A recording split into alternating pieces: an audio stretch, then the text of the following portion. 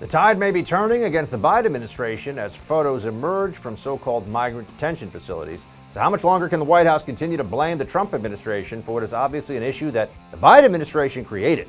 Friends, it's time for Hold the Line.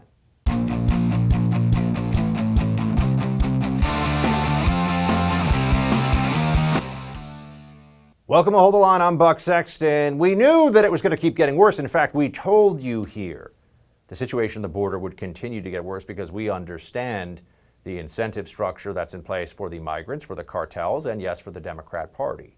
We know what's going to happen because we understand the parties involved and what they want to get out of this. None of them want this to stop entirely. The Democrats just want to prevent this from spiraling so far out of control that we have images to show, footage of what these detention facilities look like, and you are seeing them now. This isn't a time of a global pandemic, by the way. That seems like there's not a lot of social distancing going on there, is there? But this is the situation we find ourselves in because the Biden administration came into office, and just that very reality created a widespread perception among illegal immigrants in places like Central America that if they come here, they have a very good shot of just skipping the whole immigration process and staying in America forever. And that's a very valuable thing. Now, at first, the Democrats were trying to, and the Biden administration specifically, trying to tell us it wasn't a crisis. And we know it actually is a crisis. So that's starting to just get pathetic and obvious in a way that won't hold water anymore. But what about why this is happening? What is the cause of the current crisis? When you dig into that for a moment, you see very clearly that everybody who's involved knows it's Joe Biden. Here's Martha Raddatz over at, I think, ABC, I get those networks confused, sitting or just talking to, she's standing up, talking to a migrant about what's going on, why did you arrive? Here's what the migrant said. Would you have tried to do this when Donald Trump was president? Definitely not. Definitely. We had the chance, the same violence that is going on today was there last year. We used to watch the news, and I definitely won't do this. So did you come here because Joe Biden was elected president? Basically. Yeah. Would you come here when Trump? No, of course not. There was still the same situation in that man's home country, but he wouldn't have come here in the Trump administration because the perception was, understandably, that there was a lesser chance of being able to stay in the country permanently. Would you do this? Did you do this now because Joe Biden is president? Basically, yeah. That's what the guy says. Basically, yes. How many more times do we have to hear this before it's absurd and actually insults our intelligence when Biden and the other Democrats pretend that this has nothing to do with the fact that you have a new Democrat administration with a president who at one point raised his hand on stage during the presidential debates saying that illegal immigrants should get free health care in America? Okay, as if that's not an inducement in and of itself. I mentioned before to you the situation in these facilities, which now the footage makes it all quite clear, is dire. I mean, it's bad. These are people who are being held in very close quarters. You see here, we're at a time of COVID, so this is particularly dangerous. We know that if this were a different circumstance and there were photos of people in close quarters, I mean, look at this, in close quarters like this. We also know that there is a pretty high percentage of some of the migrants tested have had COVID or are positive with COVID. This is a real concern, and the White House has got to deal with this too. So here's what Jen Psaki says about it. What is his concern about this being a super spreader event where you've got 400 kids stuffed into a pod built for 260? These kids are tested. If they need to be quarantined, they are quarantined. We also follow CDC guidelines to ensure that they are kept safe. One of the reasons that it took us some time to have some of these facilities or some of the shelters open to larger groups of kids is because we wanted to follow those CDC guidelines. So we certainly don't see it through that prism. We actually took the steps we did to keep these kids safe. Yes, just the CDC guidelines, of course. I wonder if they're double masking all these kids, because as we know, that's what Dr. Fauci, as of 2 months ago, says is the smartest thing you can do for this. I'm guessing not. But nonetheless, two sets of rules, as we know, two different approaches to all of this, depending on which administration is in charge. And that's really where this all comes down now. That's where you see the Democrats, their final act here, and this, or I should say their last ditch effort, because they've been doing this all along. But now they've really started to lay into, as we see how bad this is, as we see what a catastrophe this is, 2 months into the Biden presidency, oh, that's right, it's the Trump administration's fault. Here's the DHS secretary making that case. We are executing on our plan. It does take time. It is difficult. Our plan includes the deployment of the Federal Emergency Management Administration, FEMA, to assist HHS in building its capacity more rapidly to shelter the children. But it is taking time, and it is difficult because the entire system was dismantled by the prior administration. There was a system in place in both Republican and Democratic administrations that was torn down during the Trump administration, and that is why the challenge is more acute than it ever has been before. That is a deeply dishonest rewriting of history at our southern border from Mayorkas, which shouldn't surprise you at all, but I just wanted to be very clear about that. The Trump administration had to make changes because the immigration system that it inherited had a massive loophole for people claiming asylum, especially if they showed up with an unaccompanied minor next to them. There was a huge problem the Trump administration had to focus on and fix. They fixed that issue because if you view the problem as people skipping the immigration process and flooding to our border, coming in illegally and then trying to stay by gaming the asylum process, fixing it means stopping them from wanting to do that. The Democrats, on the other hand, play this game where they say, no, the problem is really just that people who are coming to do that aren't being processed fast enough, so they're filling up these facilities. That's a different look at this problem. That's a different way of approaching all of this, but there's no surprise they are blaming Trump and pretending that when he fixed a problem, he is now the cause of their problem. When if you want to talk about dismantling, the ending of Remain in Mexico policy, the change in tone about interior enforcement, about deportations, all the things, it's obvious. Biden looks like an open borders guy when he talks about this stuff. When he was running on the campaign trail, it was obvious. People watching could see. Then there's also the fact that you watching this right now, you're paying with your tax dollars for hotel rooms for illegal aliens. So that's right, hotel rooms. They're going to spend $80 million plus to secure hotel rooms for migrant families now to southern border. So you're paying for their healthcare, their food, their schooling, and the hotel rooms now that they're going to be living in. So that's how much the Biden administration believes in law and order and a secure border. There you go. We'll have more on the continued chaos on the southern border with the host of I'm Right here on the First TV, Jesse Kelly. That's going to be a great conversation, always is. Stay around. Have you ever wanted to invest in real estate, but you didn't have the time to start on your own? I felt exactly the same way as you till about a year ago. I've always loved the idea of real estate investment, but I didn't know how to invest in real estate while staying committed to my profession, right? I'm doing hours and hours a day of radio and TV, and like you, I'm really busy. You got your job, you got your kids, your family to take care of. How are you ever going to take that first step to invest intelligently in real estate on your own with no experience? Well, I met my friends at Done For You Real Estate about a year ago, and it was a game changer. They took all of the guesswork out of it for me. They found me an amazing property, they rented it out for me right away, they managed the tenant for me, and now I get a check every month like clockwork. Don't wait another second to see if my buddies at Done For You Real Estate can do for you what they did for me. Visit Done For You Buck to see how it works. I'm talking about the whole process, picking the city you want to invest in, the house you want to buy, getting the tenant in, all of it. That's doneforyoubuck.com. One more time, to start your real estate investment journey, all you have to do is go to doneforyoubuck.com. Vice President Harris and I and our entire administration will always be honest and transparent with you about both the good news and the bad. We will level with you when we make a mistake.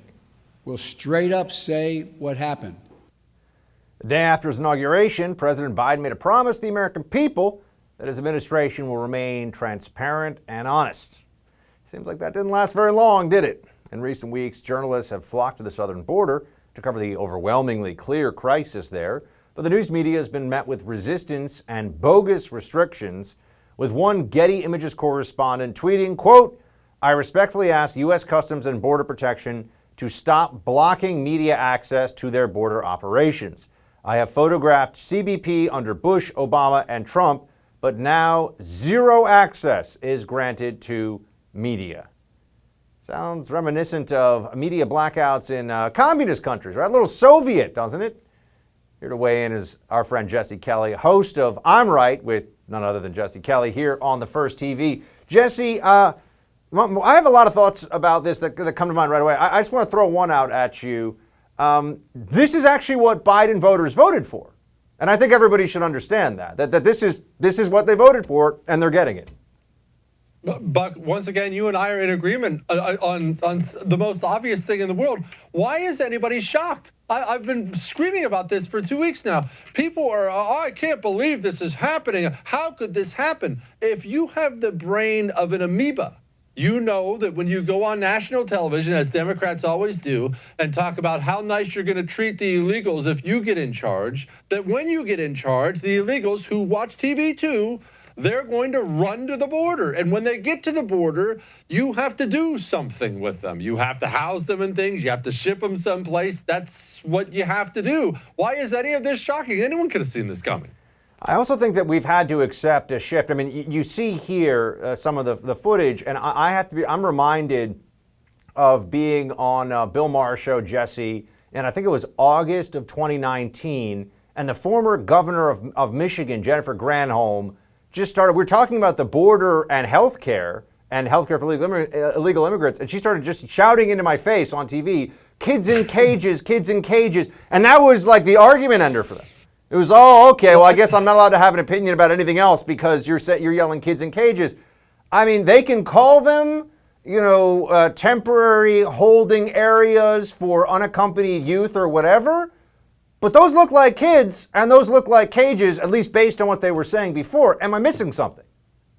No, you're not missing anything. And look, I should note that I'm very pro kids in cages. I'm very pro illegal immigrants in cages. This is called the real world. When people get to your border, you have to hold them someplace. You can't just let them out on the road. You have to hold them and process them. And during that holding process, you're gonna have to keep them in some sort of contained environment. I don't even know why we have to shy about that. In fact, I've got on record, I think we should pack 30 of them in one of these small ones and just take a picture and then let them out. I don't want to treat people poorly, and then send that picture all over the internet and tell all the illegals in the world, this is how poorly you'll be treated if you come here, so then they'll stop coming.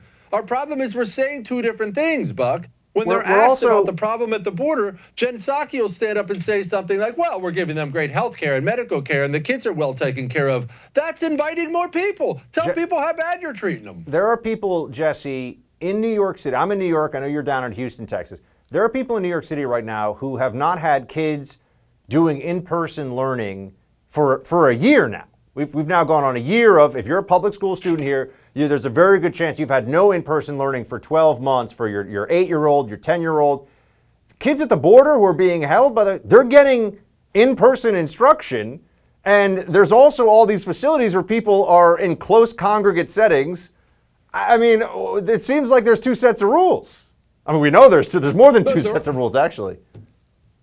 There are two sets of rules. We just gave ICE $86 million to put these illegal immigrants up in hotels. And in case anyone wants to do the math, that's over $300 a night. So I don't know where we're putting these guys up. I don't know why they have to go to the Marriott. They're getting turned loose in cities like Yuma, Arizona, and cities across Texas. And when I say turn loose, Buck, I want people to understand they're dropping them at bus stops. They're dropping them in Chicago. They're just dropping them off and giving them a court date and saying, well, we'll see in a couple years, wink, wink, nudge, nudge. They're just turning these people loose because nobody wants to just be an adult and say, turn around and go back home. It's stunning to watch it. You have a James O'Keefe over at Project Veritas pointing out that Twitter is now putting a sensitive content warning on the photos. You can see here, Twitter censoring Project Veritas new video showing never before seen photos inside a Donna, Texas immigrant detention center as sensitive content. Jesse, I think the Democrats, the real reason they are concerned here, because I don't believe that they have any problem with, if it were 100,000 illegal crossings a month for the next 12 months, That's fine. I don't think they actually have any issue. The problem they have is that people, because of the system, are seeing what's going on. So as far as I can tell, the issue that Biden administration has is that people are getting wise to what's actually happening. Otherwise, they wouldn't mind, which is why they're trying to clamp down on information and photos and visits from the journos out there who we know are in the back pocket of the Biden administration anyway. Oh, of course they wouldn't mind. It goes way beyond wouldn't mind. It's what they want. People get stuck in this old way of thinking because they don't want to accept where we are as a country right now. Joe Biden, let's set Joe Biden aside. We all know he's not deciding anything.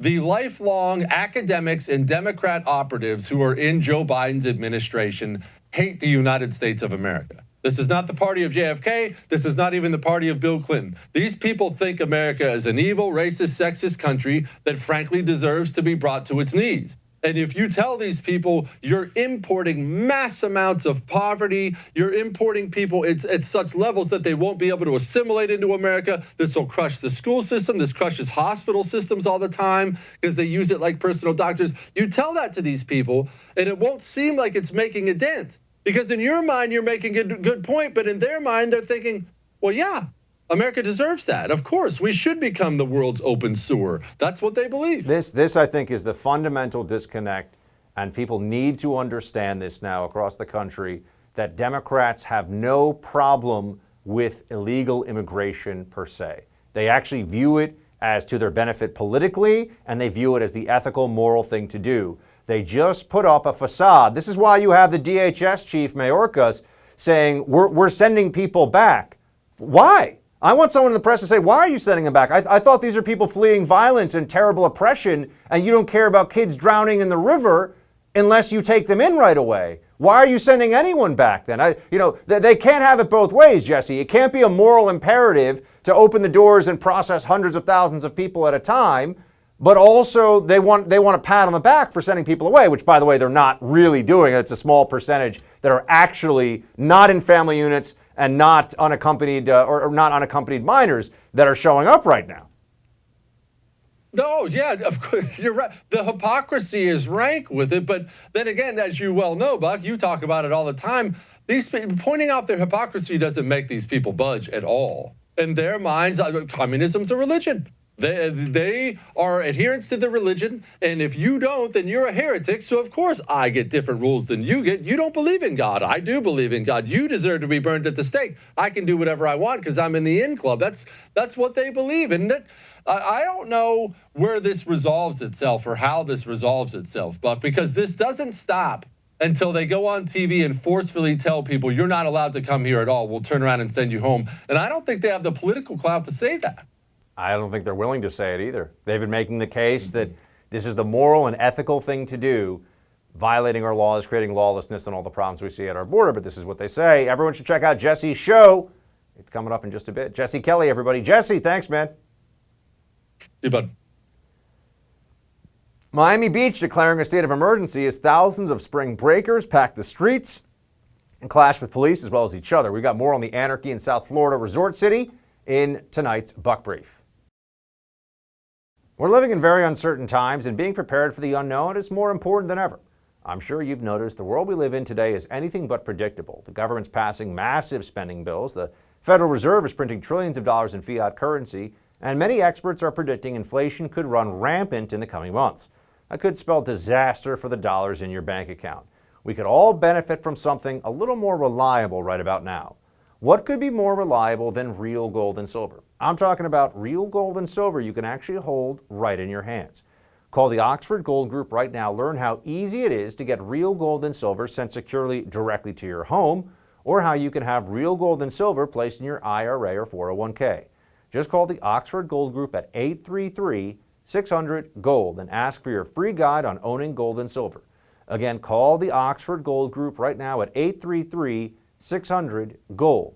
The Oxford Gold Group is the only gold company I trust. Give them a call right now, 833-600-GOLD. One more time, 833-600-GOLD.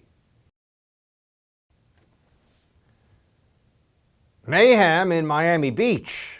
Thousands of spring breakers descended upon the resort city in South Florida, leading to several nights of anarchy in the streets. The situation's grown so out of control that police have been brought in for 2 nights in a row to disperse the unruly crowds. Miami Beach Mayor Dan Gelber has declared a state of emergency and set a citywide curfew of 8 p.m. While it's fairly obvious why the local government has taken steps to curb the disorder, the national media has had one thing on their mind: COVID-19. Of course, it's Florida. Must be a super spreader event. Wait a second, what's going on here? We'll take a closer look in tonight's Buck Brief.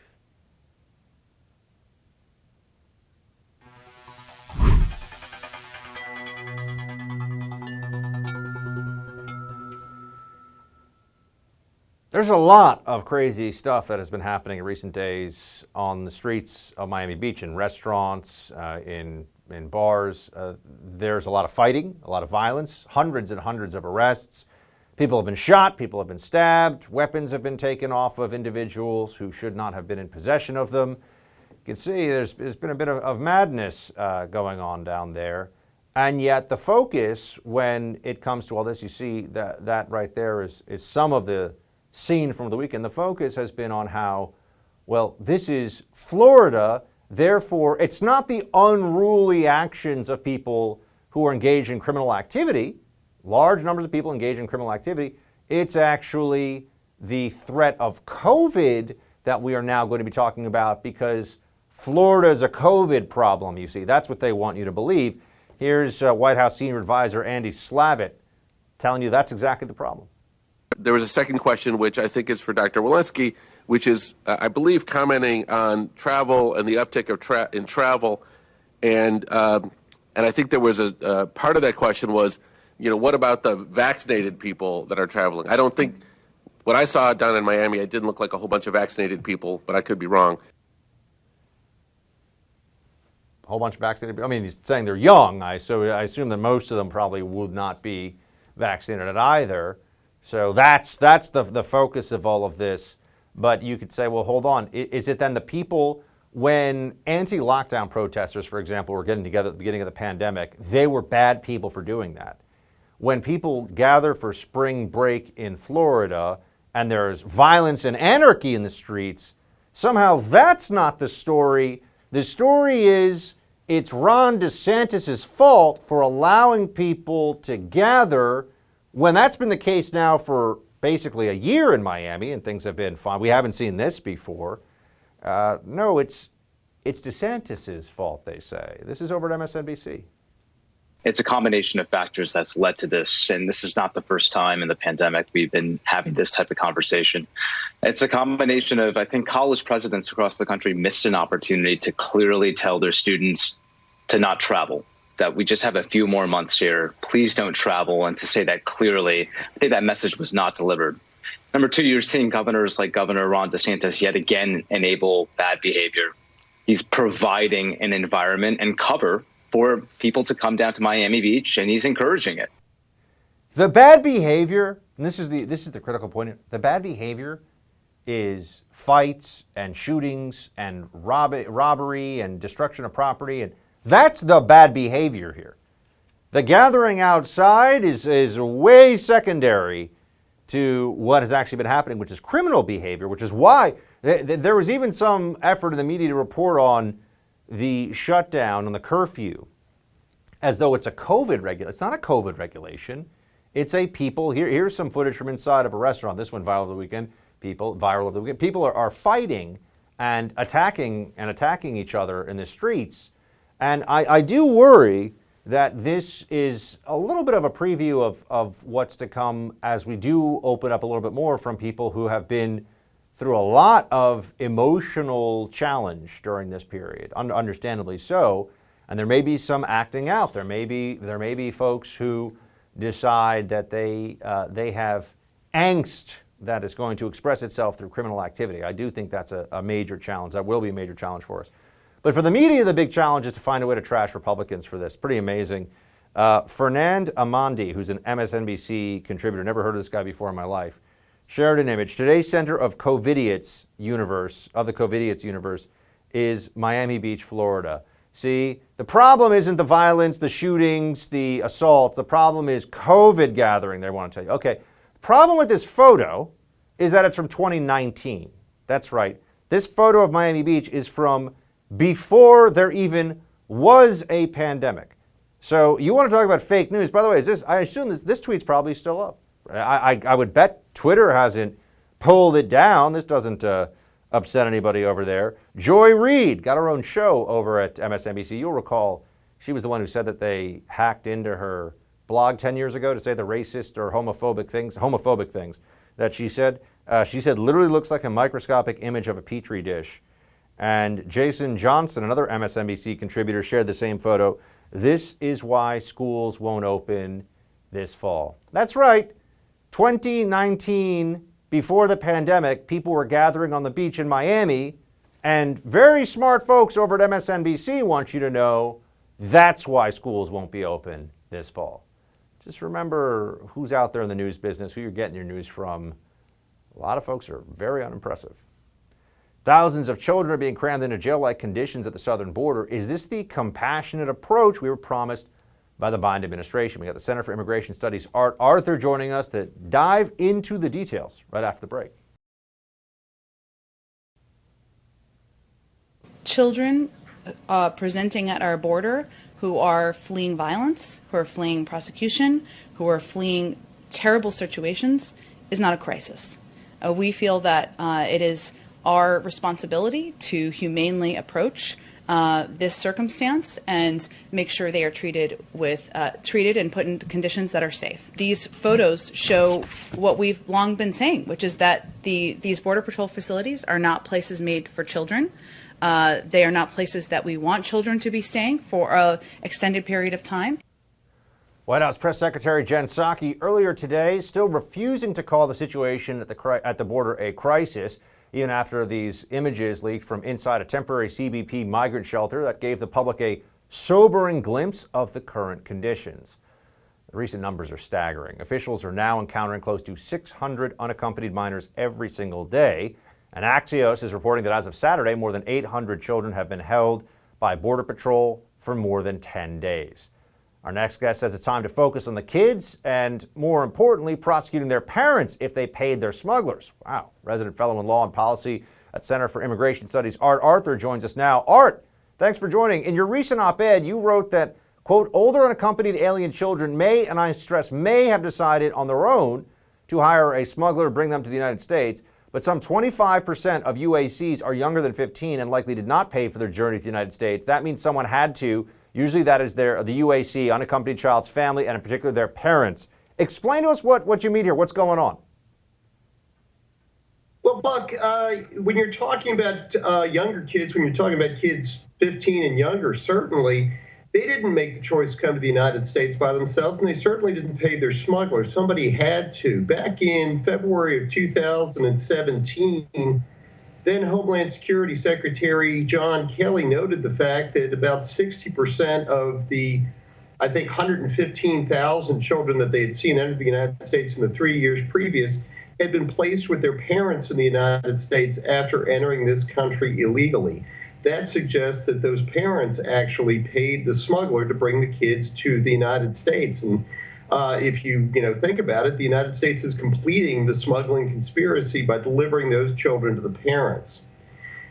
That's a huge problem. Judge Andrew Hannon, back in December 2013, noted that he was sentencing the fourth smuggler in as many weeks for smuggling a child over the border, and that each of those children had been delivered to their parents. And he questioned why those parents weren't being prosecuted for participating in those smuggling operations. It's important to note, Buck, that those children go through hellish conditions on their way to the United States. It would be like me, finding anybody on the street corner in Baltimore City, giving them my kid and paying them $7,000 to deliver my child to San Francisco. I have no idea what sort of situation my child would be under. That's the definition of parental neglect. And quite frankly, when you assist in smuggling, it's a felony in the United States. So it's high time that the government think about prosecuting those parents.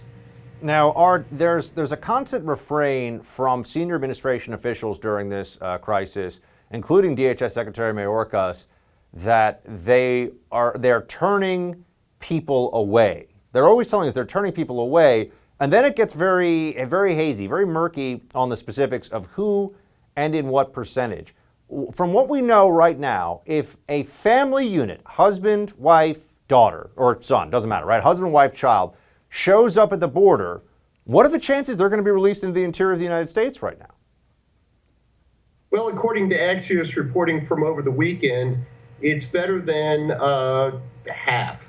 About 58% of all family units, that's adults traveling with children, are actually admitted into the United States, and the Biden administration has a policy to release them in 72 hours. Here's the problem with that.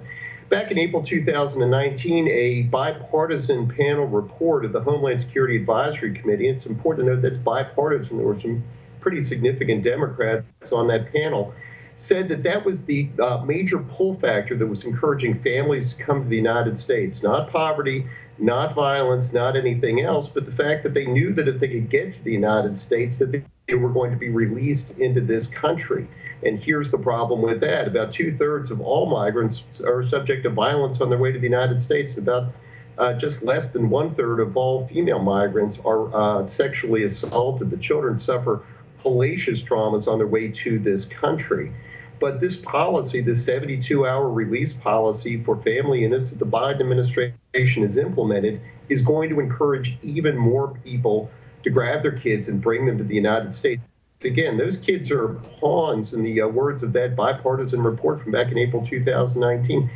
They're not making the choice to come here. Their parents are subjecting them to those horrors. And the Biden administration, unfortunately, through its policies, is encouraging them to do so. How are they differentiating between, why would one family unit of 3, let's say, get to stay versus another get turned back? Is it likely it's how well rehearsed they are on the asylum story they tell? What's the difference? No, the major issue is the fact that the Mexican state of Tamaulipas, which is a major border state, has refused to accept back family units of non-Mexican nationals. So for that reason, everybody is rushing to the Rio Grande Valley in order to get into the United States. That's what the Biden administration is asking for. I think it's $86 million for hotel rooms for a 6-month period to keep those families in. I mean, think about that. Right now, the Biden administration, rather than using family residential centers to detain people so they can apply for asylum in the United States, get due process, are using those family residential centers, which have schools and cafeterias and healthcare and everything else you can imagine, to quickly process families out of custody and release them to the United States. So that 42% that gets sent back is probably going to be a whole lot higher in the month of March, in the month of April, and the month of May, because the Mexican government knows they don't have to take those people back, and there's nothing that the Biden administration is going to do that's going to make them do so. But so what turns into the difference between a family unit that's allowed to, what's the separation between the family unit that's allowed to stay in the U.S. versus the one that gets turned away? Generally, it's where they enter the United States. So if it's a Mexican state that's not going to take them back, they're not going to get returned. But again, if they have family in the United States, if they have, a good asylum claim, I put that in air quotes, then the Biden administration is going to be much more likely to let them stay in the United States than the ones that are turning back. And again, Buck, it's important to note that the policy that they're using to turn them back is CDC Title 42 pandemic expulsion policies, not a decision by the Biden administration to turn those folks around. So basically, the Biden administration is still relying on the Trump administration's law to turn around even that 42%. But again, I think that number is going to get a whole lot lower of people who are turned back a whole lot quicker. And if that's the case, Art, that seems very likely that the number of those showing up at the border over the next 90 days is just going to keep getting larger and larger. That's exactly what that April 2019 bipartisan panel found. And keep in mind, one of the people on that panel was Leon Fresco. Those of you who don't know Mr. Fresco, he was the head of the Office of Immigration Litigation at DOJ under the Obama-Biden administration. He was President Obama's chief immigration lawyer within the Department of Justice. This isn't, the Art Arthurs of the world or anyone else saying this. These are high-level people who are acting on a bipartisan basis to identify this as a significant weakness that is harming harming the migrants themselves, and especially those migrant children. Is it fair to say the border is, from the perspective of illegal crossing and lawlessness, in the worst place it's been in 20 years? Absolutely. And again, I've been doing immigration since 1992. I can never remember a time that it's been like this. One thing to keep in mind, Buck, is before 2011, almost all people who were apprehended by Border Patrol entering illegally were single adult males, and they were almost exclusively from Mexico. 90% single adult males, 90% from Mexico. When we see these huge influxes of family units, we see pictures like the ones that you just showed. When we see a lot of unaccompanied alien children, we see situations where children are sitting in Border Patrol stations, which were built in the 80s and 90s to accommodate single adult males from Mexico, not children, not families. That's where the problem comes in, and that's why we need to reduce the number of families and children who are coming to this country, because we just don't have the resources to handle them. Art Arthur, good to see you, sir. Thanks for sharing your expertise. We'll talk to you again soon. Thank you, sir. It's great seeing you, Buck. Senator Rand Paul continues to school Dr. Anthony Fauci on the security theater of mask mandates. That story and more coming up in tonight's Quick Hits. You never thought COVID-19 could cost you your home, right? Well, it just might, because cybercrime's up about 75%, and by far the most serious cybercrime to worry about when it comes to your home is home title theft. That's right, cyber criminals, foreign and domestic, are now after our homes, and it's easier than you'd think. The title documents to our homes are online now. The thief finds your home's title and forges your signature on a quitclaim deed stating you sold your home to him. Then he takes out loans on your home and leaves you in debt. You won't know until late payment or eviction notices arrive. Insurance doesn't cover you, and neither do common identity theft programs. That's why I protect my home with Home Title Lock. The instant Home Title Lock detects someone tampering with my home's title, they shut it down. Go to HomeTitleLock.com, register your address now to see if you're already a victim of this crime and don't even know it. Then use code RADIO to receive 30 free days of protection. That's code RADIO once you go to HomeTitleLock.com. Again, code RADIO at HomeTitleLock.com. Dr. Paul schools Dr. Fauci, and Krispy Kreme Donuts is doing its part to promote the COVID vaccine. We got those stories in Quick Hits. Let's get right to it. If you watch this show, you know that I am a longtime outspoken critic of the tiny totalitarian known as Dr. Anthony Fauci. I think he's a Democrat. I think he's a partisan. I think he plays the political game very well. He's a bureaucrat, much more than he is even a man of science or a doctor. And he's been very harmful to the United States because he has been the excuse to shut down worthwhile policy discussion. I think he likes the power that he's had during all this. All of those things I've been very consistent on. And one area where you see him acting in a way that if you were really basing it on the numbers, or the numbers, as Fauci says, you would think it's absurd that he, who has already been fully vaccinated against this virus, goes out wearing not one, two masks. Dr. Rand Paul, also a senator, but an MD worth noting, asked him about this, and in the exchange you see that Fauci doesn't like to be questioned about his absurd COVID virtue signaling.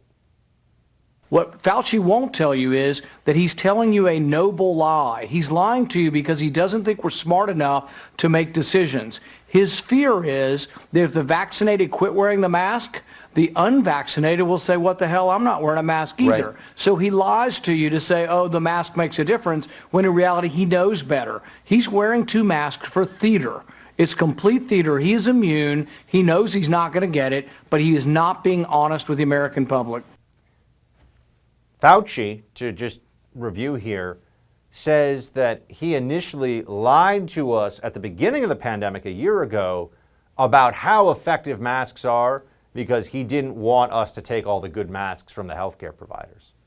So he's already on the record. That's his explanation. Otherwise, he'd have to admit that what he said then, which is that masks for the general public don't really do very much, what he'd have to say then was true and deal with what he's been saying all along now, which would be untrue.